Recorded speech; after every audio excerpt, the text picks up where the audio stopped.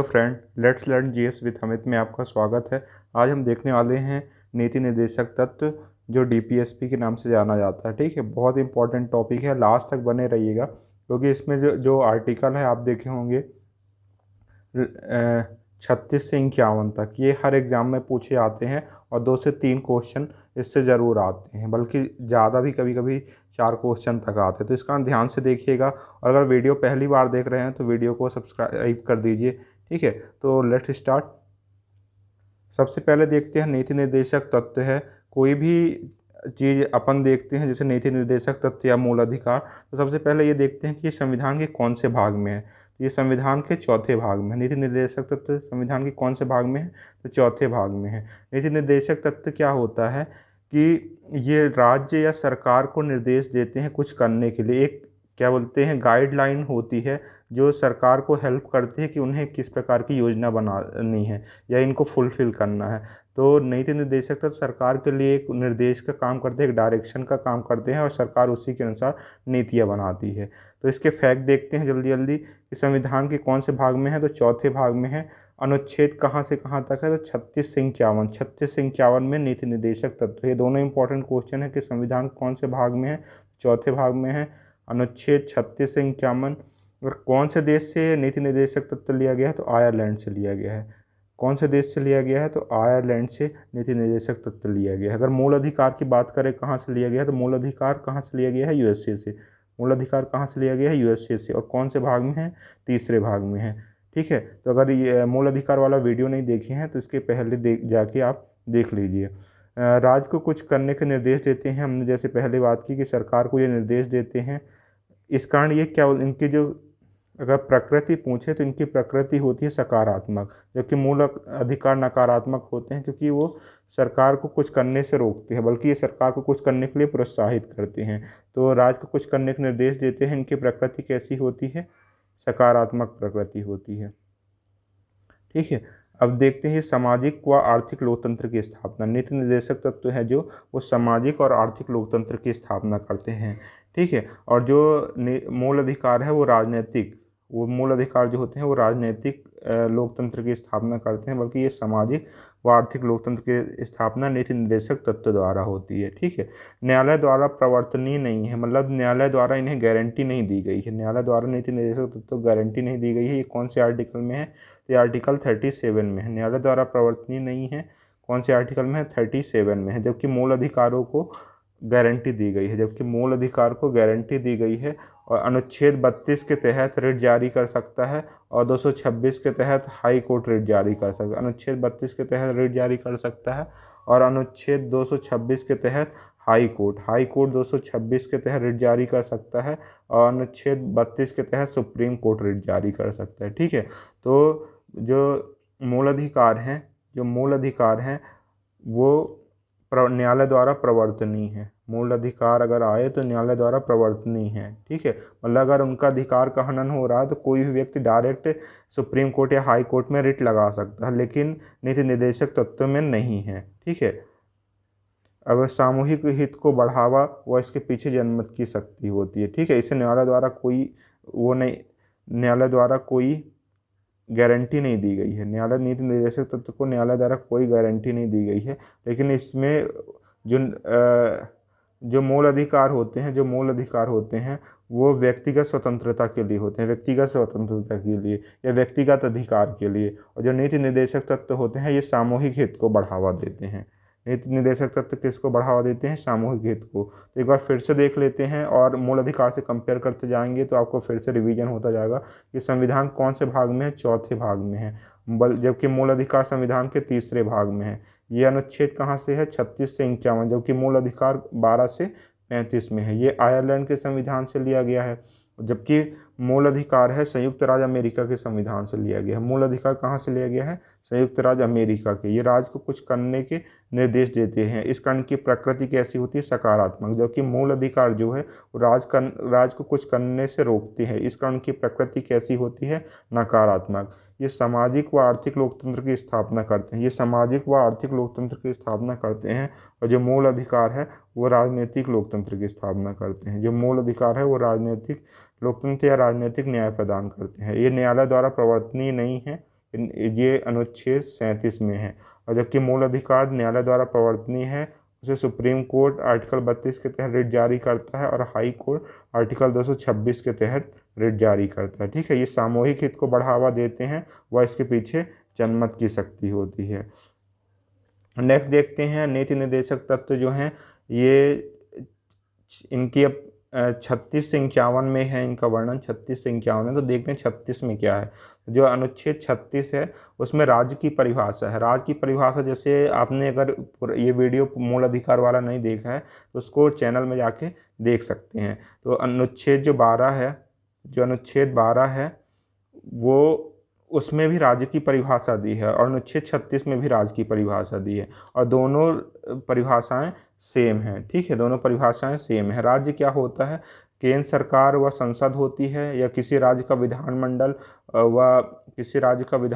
व राज्य की सरकार और वहाँ काम करने वाले अधिकारी और कर्मचारी, ये सब राज्य के अंतर्गत आते हैं। तो अनुच्छेद 36 में अगर पूछे क्या है तो राज्य की परिभाषा है।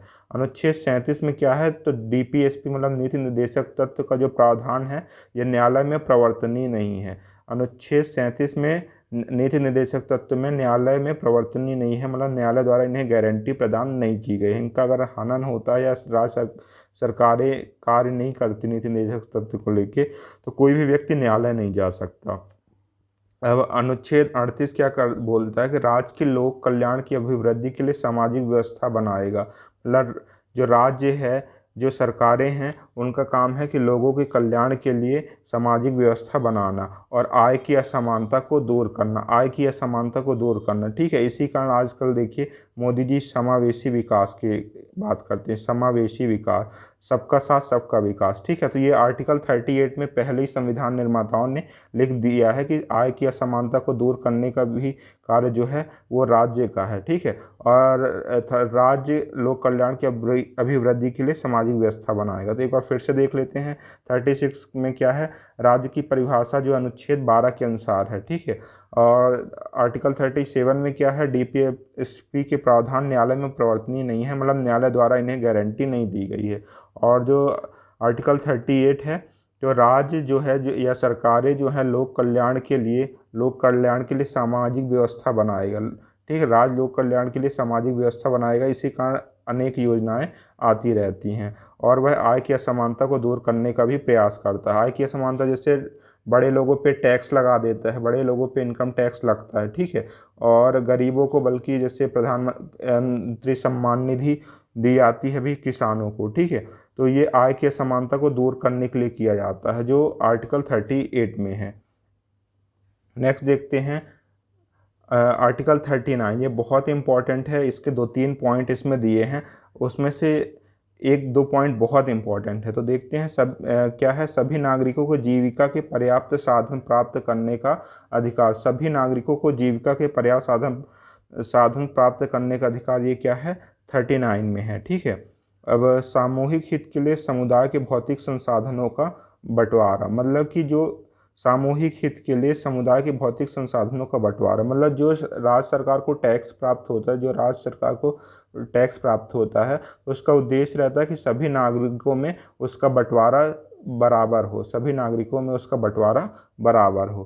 ठीक है, नेक्स्ट देखते हैं स्त्री और पुरुष के लिए समान कार्य के लिए समान वेतन। ये बहुत इंपॉर्टेंट है, स्त्री और पुरुष के लिए समान कार्य के लिए समान वेतन। ठीक है, क्योंकि पहले क्या था कि स्त्रियों को वही कार्य करने के लिए कम वेतन दिया जाता था, तो इसमें है कि स्त्री और पुरुष के लिए समान कार्य के लिए समान वेतन। और धन और उत्पादन के संकेंद्रण को रोकना, मतलब वो सब में बराबर इक्वली डिस्ट्रीब्यूट करना। जो धन है या क्या बोलते हैं राजस्व है, वो सभी नागरिकों को वो किसी एक व्यक्ति के पास ना हो, वो सभी नागरिकों को इक्वली मिले। ठीक है, मतलब सबको लाभ मिले। मोदी जी का ये बहुत फेमस नारा है, सबका साथ सबका विकास। ठीक है, तो ये देखते हैं नेक्स्ट है 39A। समान न्याय एवं गरीबों को निःशुल्क विधिक सहायता प्रदान करना। समान न्याय एवं गरीबों को निःशुल्क विधिक सहायता प्रदान करना, ये अनुच्छेद 39A में है। ठीक है, ये 42वें संविधान संशोधन 1976 द्वारा प्रदान किया गया। 42वें संविधान संशोधन 1976 द्वारा समान न्याय एवं गरीबों को निःशुल्क विधिक सहायता, मतलब जो गरीब व्यक्ति है जो खुद से वकील नहीं कर सकता, जो गरीब व्यक्ति है जो खुद से वकील नहीं कर सकता, या क्या बोलते हैं, तो उनको ये राज्य सरकार का कर्तव्य है, ये सरकारों का कर्तव्य है, या राज्य मतलब केंद्र सरकार राज्य सरकार दोनों आती हैं, तो ये राज्यों का कर्तव्य है कि वो उन्हें निःशुल्क विधिक सहायता प्रदान करें। ठीक है, अब देखते हैं उसके बाद। तो ये बहुत इंपॉर्टेंट है, 39A याद रखिएगा, कौन से संविधान संशोधन के तहत आया है, जिसमें ABCD ये लिखा रहता है, ABC बाद में कोई भी आर्टिकल के, तो मतलब उसमें संशोधन के बाद उसको जोड़ा गया है।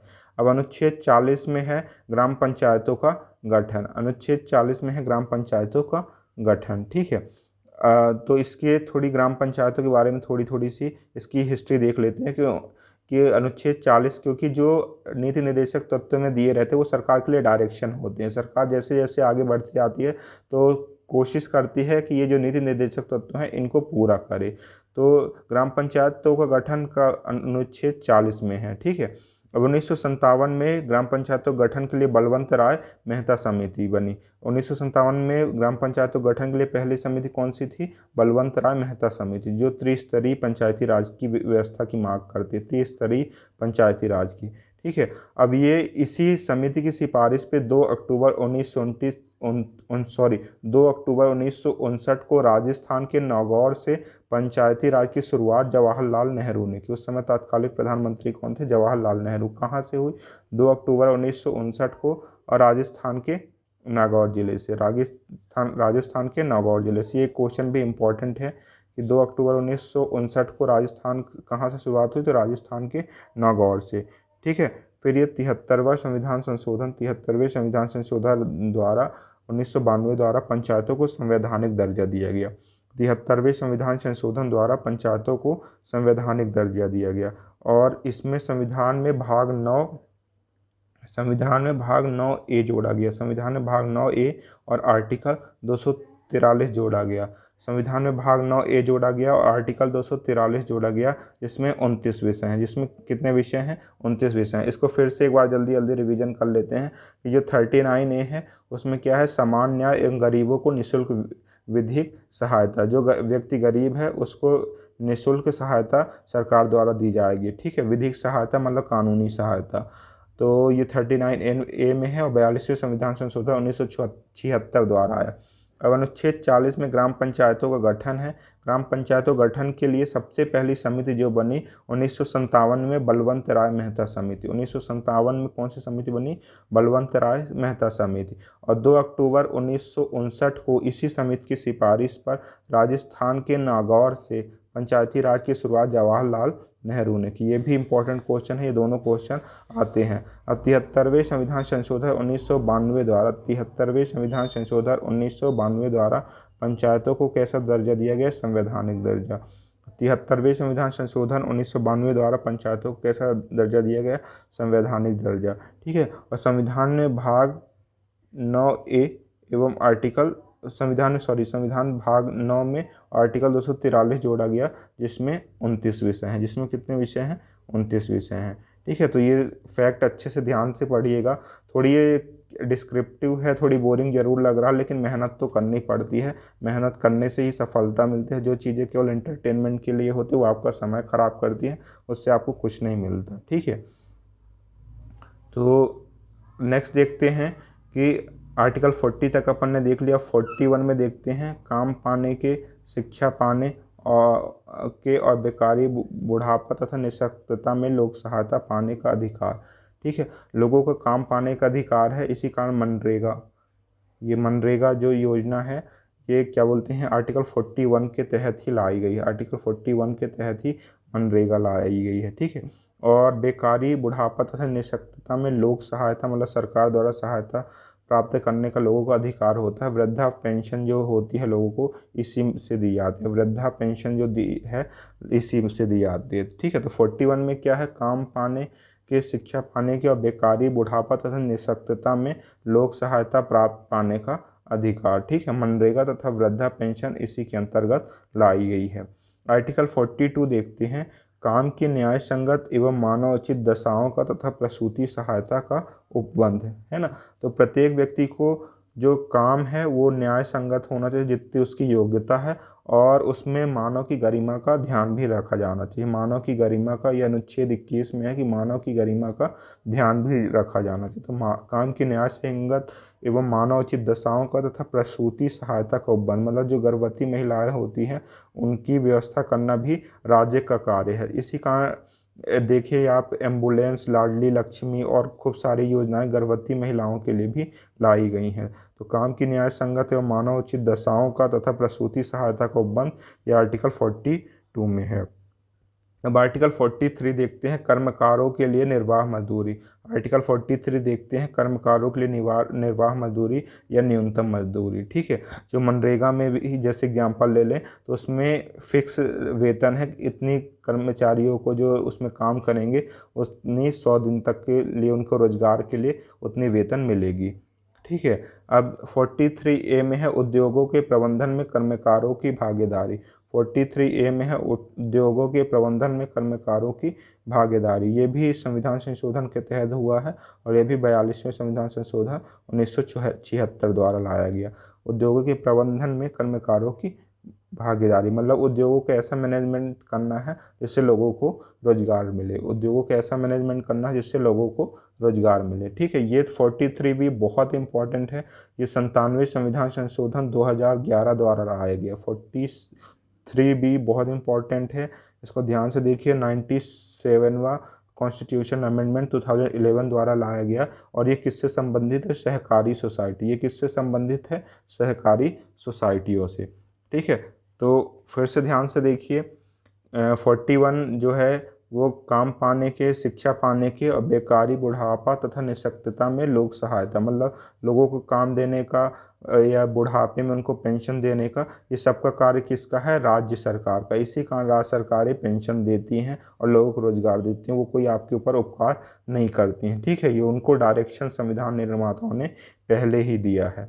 आर्टिकल 42 में क्या है? काम की न्याय संगत एवं मानवोचित दशाओं का तथा प्रसूति सहायता का उपबंध। ठीक है, तो काम कैसा मिलना चाहिए? आदमी को उसकी योग्यता के अनुसार मिलना चाहिए, मानव की गरिमा को ध्यान रखते हुए, और प्रसूति सहायता मतलब लोगों की, गर्भवती महिलाओं को क्या बोलते हैं, उनके गर्भधारण के समय उनको अच्छी व्यवस्थाएं उपलब्ध कराना भी राज्य का कार्य है। 43 में है, कर्मकारों के लिए निर्वाह मजदूरी, मतलब न्यूनतम मजदूरी का प्रावधान किस में है? तो आर्टिकल 43 में है। न्यूनतम मजदूरी का प्रावधान किस में है? तो आर्टिकल 43 में है। और 43A में क्या है? उद्योगों के प्रबंधन में कर्मकारों की भागीदारी, मतलब उद्योगों में भाग लेने के लिए, उद्योगों के ऐसा मैनेजमेंट किया जाए जिससे लोगों को भागीदारी बढ़े। ठीक है, और 43B में क्या है? ये कब लाया गया? 97वें संविधान संशोधन 2011 द्वारा। 97वें संविधान संशोधन 2011 द्वारा ये लाया गया और ये सहकारी सोसाइटियों से संबंधित है। ये किससे संबंधित है? सहकारी सोसाइटी से। ठीक है, उद्योगों के प्रबंध में कर्मकारों की भागीदारी, ये 42 कॉन्स्टिट्यूशन अमेंडमेंट 1976 में आया गया। 42 कॉन्स्टिट्यूशन अमेंडमेंट 1976 में क्या लाया गया?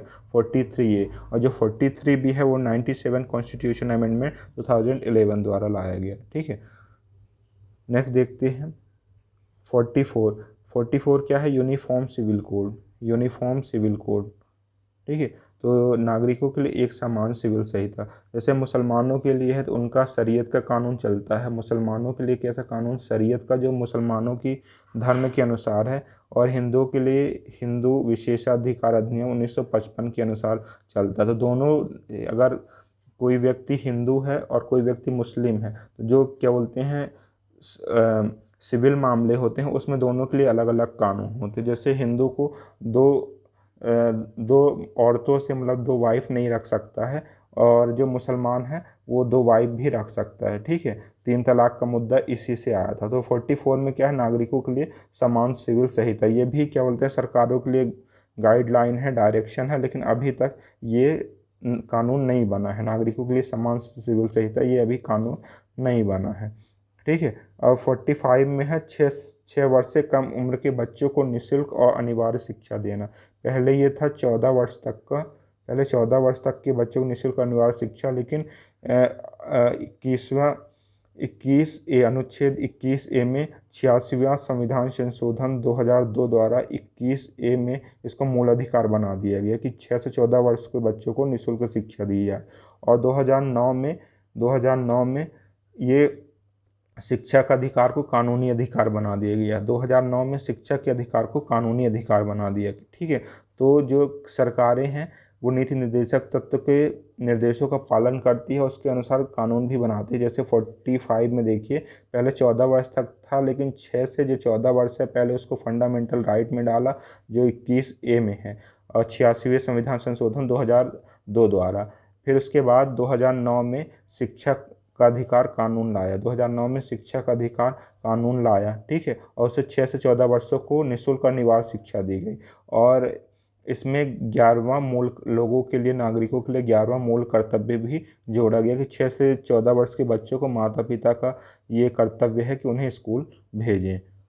नेक्स्ट है 46 में SC ST और समाज के कमज़ोर वर्गों की शिक्षा और आर्थिक हितों की अभिवृद्धि करना। मतलब कमज़ोर वर्ग जो हैं SC ST और समाज के कमज़ोर वर्ग, उनके लिए राज्य सरकारों का काम करना। जैसे महिलाओं के लिए मोदी सरकार ने स्टैंड अप योजना लाई थी, ठीक है। तो इसी प्रकार बहुत सारी योजनाएं स्वावलंबन चलती है SC ST के लिए, और बहुत सारी योजनाएं चलती हैं। तो ये क्या संविधान निर्माताओं ने 46 आर्टिकल में इसको लिखा हुआ है।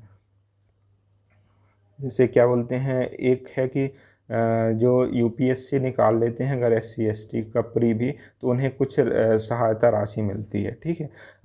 आर्टिकल 47 में क्या है, पोषाहार स्तर और जीवन स्तर को ऊंचा करने तथा लोक स्वास्थ्य का सुधार करने का राज्य का कर्तव्य, ठीक है। तो लोगों को कुपोषण, एक समय चलता था कहो कुपोषण भारत छोड़ो, जो कुपोषण से मुक्त करना और लोगों का जीवन स्तर ऊंचा करना और उनको लोक स्वास्थ्य प्रदान करना, ये सब राज्य का कर्तव्य है। इसी कारण कोरोना में बहुत सारी जब प्राइवेट अस्पताल ने काम नहीं किया तो सरकारी अस्पतालों वालों ने ही काम किया था, क्योंकि ये राज्य का कर्तव्य है, ठीक है। तो इसके लिए क्या सरकार ने नेशनल फूड सिक्योरिटी एक्ट, राष्ट्रीय खाद्य सुरक्षा अधिनियम 2013 लाया। ये भी इम्पोर्टेंट है, राष्ट्रीय खाद्य सुरक्षा अधिनियम कब लाया गया, तो 2013 में लाया गया। ये आर्टिकल 47 के तहत है कि पोषाहार और जीवन स्तर को ऊंचा करने तथा लोक स्वास्थ्य का सुधार करने का जो राज्य का कर्तव्य है, मतलब लोगों को कुपोषण से मुक्त करना, उनका जीवन स्तर ऊंचा करना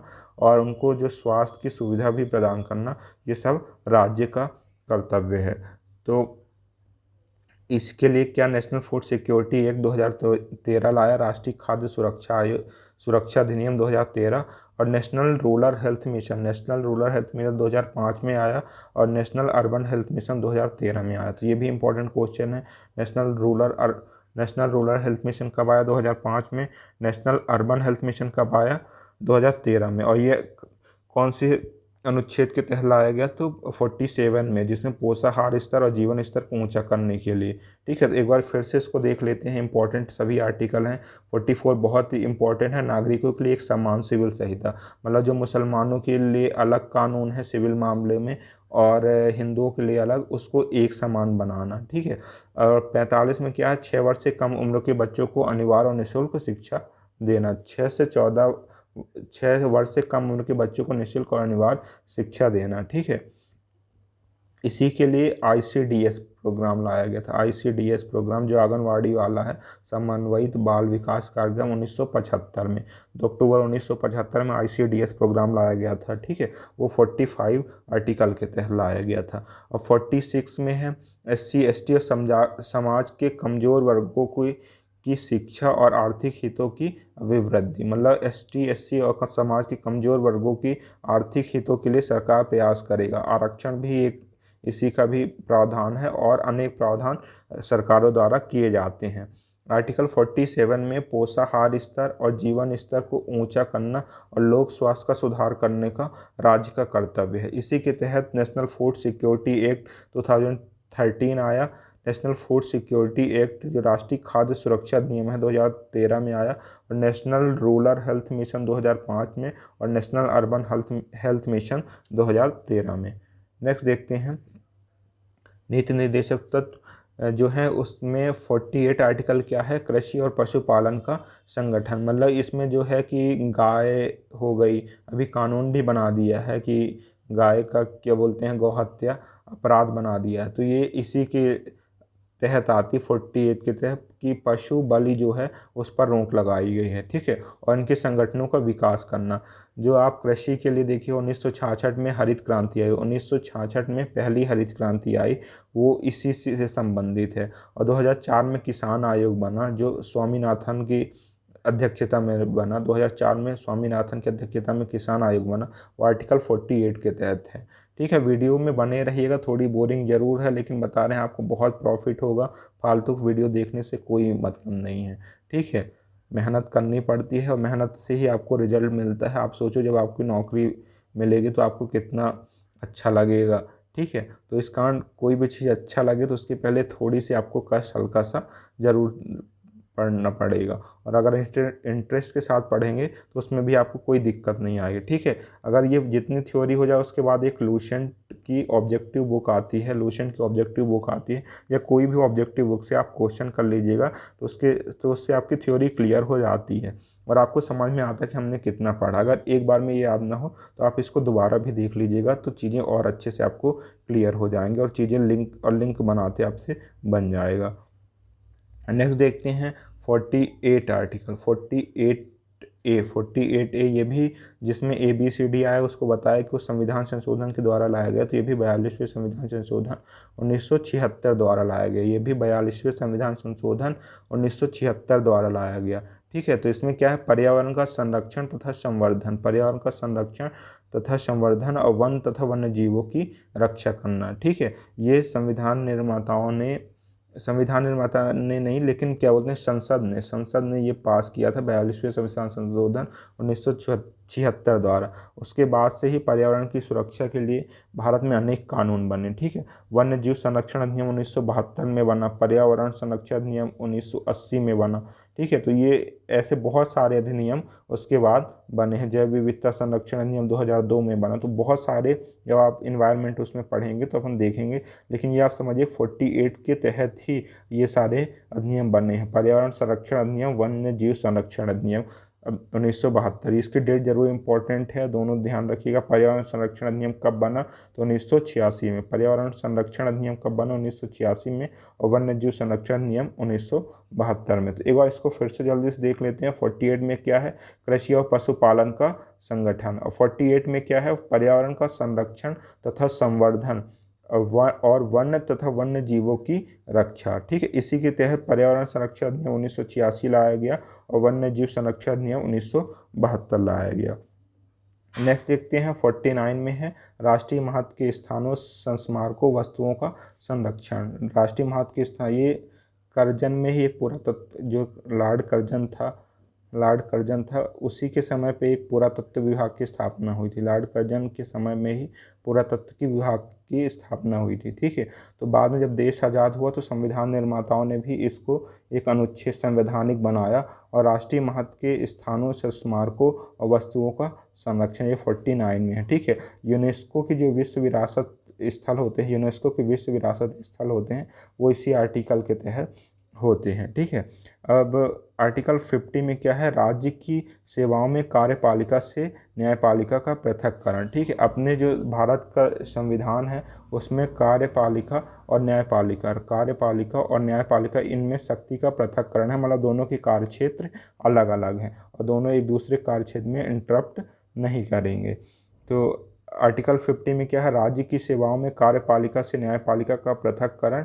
और 51 में क्या है, अंतर्राष्ट्रीय शांति और सुरक्षा की अभिवृद्धि। अंतर्राष्ट्रीय शांति और सुरक्षा, ये 51 के तहत है। तो फिर से देख लेते हैं इसको जल्दी से कि 49 में क्या है, राष्ट्रीय महत्व के स्थानों, स्मारकों, वस्तुओं का संरक्षण, इसी के तहत यूनेस्को की सूची में विश्व विरासत स्थल बने हैं।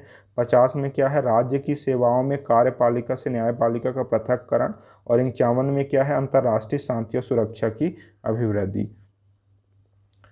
ठीक है। अब वो DPSP ख़त्म हो गया है। मौलिक कर्तव्य बहुत छोटा सा टॉपिक है, आप कहीं भी देखे होंगे, किताबों में लिखा रहता है, कोई भी NCERT या कोई भी बुक आप पढ़े होंगे कि संविधान का पालन करें, उसकी आदर्शों, संस्थाओं, राष्ट्रीय ध्वज, राष्ट्रीय गान का आदर करें, देश की रक्षा करें या अभियान किए जाने पर सेवा करें। तो ये सब मौलिक कर्तव्य हैं, जो कितने हैं, 10 मौलिक कर्तव्य हैं। ठीक है, मूल, अगर ये क्वेश्चन आए कि मूल संविधान में मौलिक कर्तव्य थे, तो मूल संविधान में मौलिक कर्तव्य नहीं थे, मूल संविधान में मौलिक कर्तव्य नहीं थे। ठीक है, ये भाग 4 इसके लिए 42वां संविधान संशोधन 1976, 42वां संविधान संशोधन 1976 में सर्वाधिक, जो देश में जितने भी संशोधन सर्वाधिक हुए हैं वो 42वां संविधान संशोधन 1976 द्वारा हुए हैं। देश में सर्वाधिक संशोधन अगर कोई भी संविधान संशोधन के तहत है तो 42वां है। 42वां संविधान संशोधन 1976 द्वारा सर्वाधिक संशोधन हुआ, इसी कारण इसको लघु संविधान भी बोलते हैं। लघु संविधान या मिनी कॉन्स्टिट्यूशन किसको बोलते हैं, 42वां संविधान संशोधन 1976 को, 42वां संविधान 1976 को लघु संविधान बोलते हैं। ठीक है, ये कहाँ से लिया गया, तो USSR, सोवियत संघ रूस से लिया गया है। इसमें नहीं लिखा है ये कहाँ से लिया गया है, तो सोवियत संघ रूस से लिया गया है। ठीक है, और ये किसकी सिफारिश पर बना है, तो सरदार स्वर्ण सिंह समिति की सिफारिश पर 10 मूल कर्तव्य जोड़े गए। 42वें संविधान संशोधन 1976 में एक सरदार स्वर्ण सिंह समिति बनी, उसी ने रिकमेंड किया था कि मौलिक कर्तव्य लाए जाएं और उस समय 10 मूल कर्तव्य जोड़े गए। इसके लिए एक नया आर्टिकल भी लाया गया है 51A। 51A का संबंध किससे है, मौलिक कर्तव्य से। जब भी ये क्वेश्चन आए कि 51A इसमें नहीं लिखा है, आप लिख लीजिए अपनी कॉपी में, 51A का संबंध किससे है, तो मौलिक कर्तव्य से। 51A का संबंध किससे है, तो मौलिक कर्तव्य से है। ठीक है, अब इसमें एक मूल कर्तव्य 86वां संविधान संशोधन 2002 द्वारा जोड़ा गया। ठीक है, और मूल अधिकार में भी ये 21 में जोड़ा गया था, जो 6 से 14 वर्ष के बच्चों को राज्य निःशुल्क एवं अनिवार्य शिक्षा प्रदान करेगा। तो जब लोगों को अधिकार दिया गया तो कुछ नागरिकों के भी कर्तव्य होते हैं, तो इसी के तहत 86वां संविधान संशोधन द्वारा एक मूल कर्तव्य जोड़ा गया कि ये माता पिता या उनके संरक्षक का ये कर्तव्य है कि बच्चों को, 6 से 14 वर्ष के बच्चों को स्कूल भेजे या उन्हें अनिवार्य शिक्षा दे। तो इस प्रकार ये खत्म हुआ। आप एक बार जल्दी जल्दी इसका अपन रिवीजन कर लेते हैं।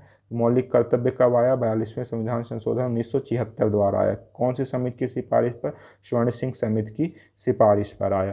कौन से भाग में, तो चौथे ए, एक नया भाग जोड़ा गया 4A। ठीक है, इसमें कितने 10 मूल कर्तव्य जोड़े गए हैं। जो मौलिक कर्तव्य के लिए एक आर्टिकल अनुच्छेद लाया गया 51A, जो 51 अंतर्राष्ट्रीय शांति और सुरक्षा की अभिवृद्धि है, उसी में एक 51A जोड़ा गया और ये मौलिक कर्तव्य से संबंधित है। और 11वां मूल कर्तव्य है जो 86वां संविधान संशोधन 2002 द्वारा जोड़ा गया।